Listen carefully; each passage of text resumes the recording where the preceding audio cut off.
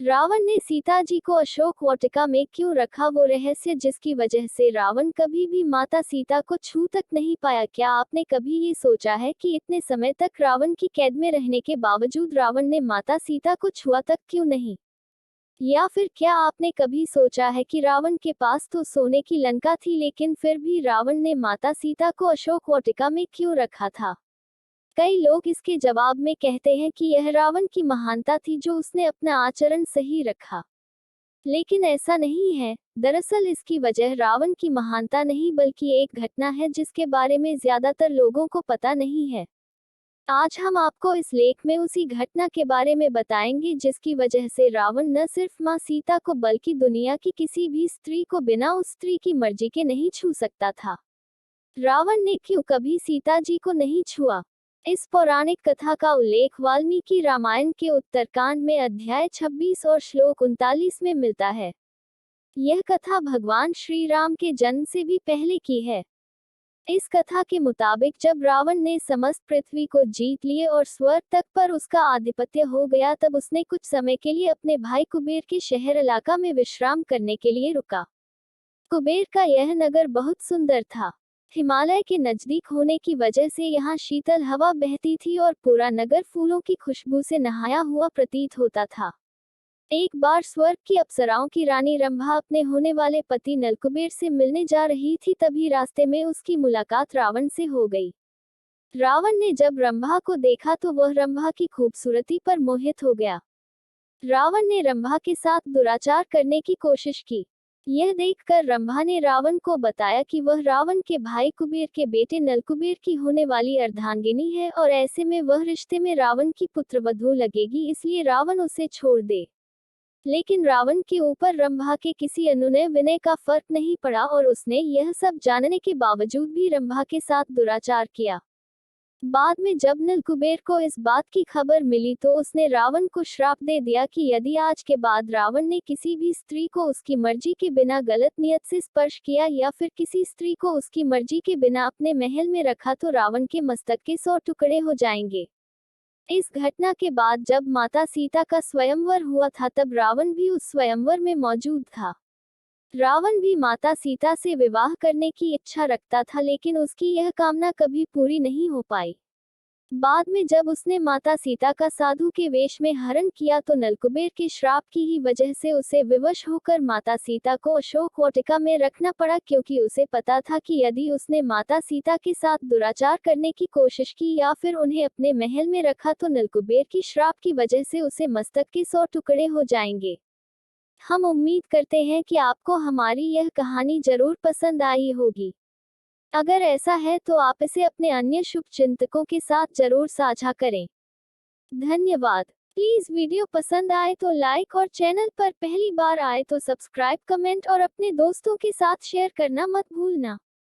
माता के हाथ में घास के तिनके का क्या है रहस्य, जानिए इसकी वजह। रावण की कैद में लंका स्थित वाटिका में सीता माता जिस वृक्ष के नीचे बैठती हैं, वहां वे अपने हाथ में घास का तिनका लेकर रखती हैं। जब भी रावण वहां आता है, सीता उस तिनके को उठा लेती हैं। बहुत सारे लोगों को इसका वास्तविक कारण पता नहीं होगा, लेकिन हम आपको इसकी वजह बता रहे हैं। आप भी इसे पढ़ें और जानिए घास के तिनके का क्या रहस्य है।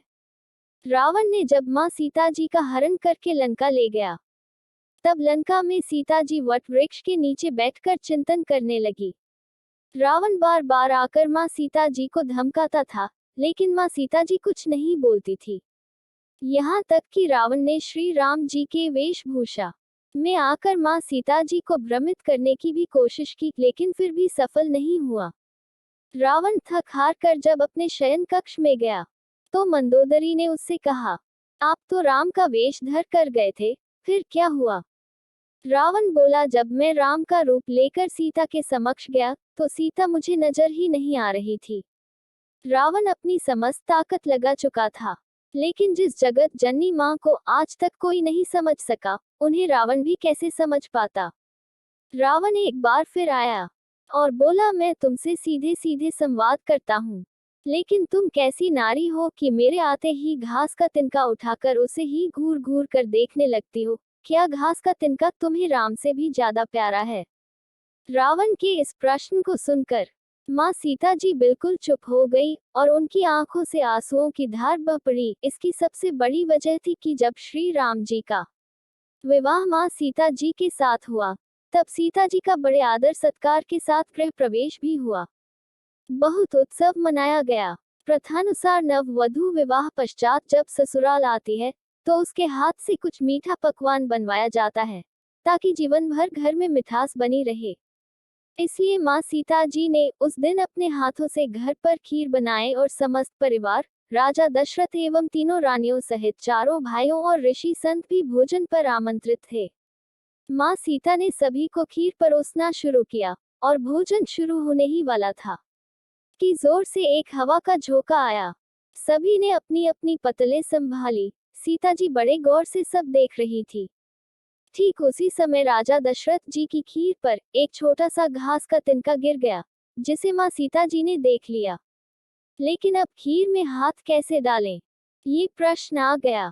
माँ सीता जी ने दूर से ही उस तिनके को घूर कर देखा, वो जलकर राख की एक छोटी सी बिंदु बनकर रह गया। सीता जी ने सोचा, अच्छा हुआ किसी ने नहीं देखा। लेकिन राजा दशरथ माँ सीता जी के इस चमत्कार को देख रहे थे। फिर भी दशरथ जी चुप रहे और अपने कक्ष पहुंचकर माँ सीता जी को बुलवाया। फिर उन्होंने सीता जी से कहा कि मैंने आज भोजन के समय आपके चमत्कार को देख लिया था। आप साक्षात जगत जननी स्वरूपा हैं। लेकिन एक बात आप मेरी जरूर याद रखना, आपने जिस नजर से आज उस तिनके को देखा था, उस नजर से आप अपने शत्रु को भी कभी मत देखना। इसीलिए माँ सीता जी के सामने जब भी रावण आता था तो वो उस घास के तिनके को उठाकर राजा दशरथ जी की बात याद कर लेती थी। तृणधर और कहत वैदेही सुमिरि अवधपति परम स्नेही, यही है उस तिनके का रहस्य।